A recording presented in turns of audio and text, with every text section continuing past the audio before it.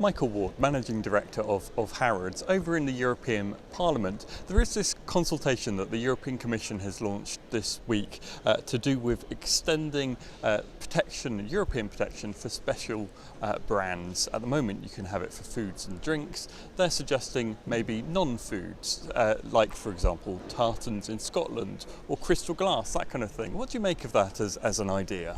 I think we're very supportive of how we can progress our local industries. If you walk by Harrods Brompton Road windows today, you'll find the McClellan Scotch in pride of place. And we think it's very important to support local industries. But it's about the really special essence of that brand. It's about being able to say that Scottish Cashmere has got that absolute perfection of quality and manufacture, about how the whisky again has got that unique flavour dependent on which island it comes from. So it's protectionism, but it's the quality of the Scottish product that's important, and Scotland produces some of the finest products that we have. If you can have a mark that brands these products as something special, and in fact this would do, would that help you as a premium retailer market those products and say, look, this is something special, this is something made in Britain that's unique? Well, we train all of our associates to talk about the stories of the product. So for us, we train them into the absolute stories of the product. I think the mark is important to give it its authenticity.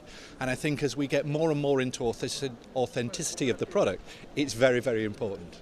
And what about in terms of money?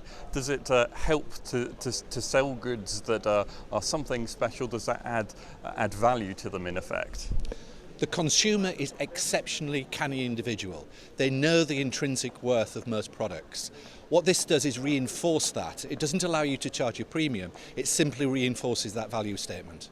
I mean, we're hearing examples like tartan in Scotland, Edinburgh, Crystal, all kinds of products, specialty products that could apply. Also in other parts of the country, in England and Wales, we hear about Nottingham lace, for example. Is there a potential for a revival in these products which really have a long history in many cases? Well, I'm fortunate enough to sit on the board of Walpole, and we have a crafts dissection where we try and really take the very best of British craftsmen. And I think when we go out into the market, we're always surprised at the real quality of the craftsmanship that still exists in the UK today.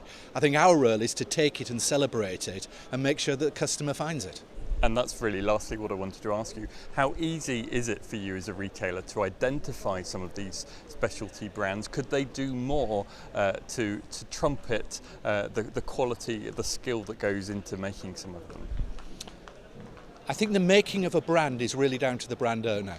We can really only tell that story of that brand. So if the small entrepreneur really wants to push, whether it's a lace or a food product, they've got to start to tell that story themselves. We can only reinforce that story.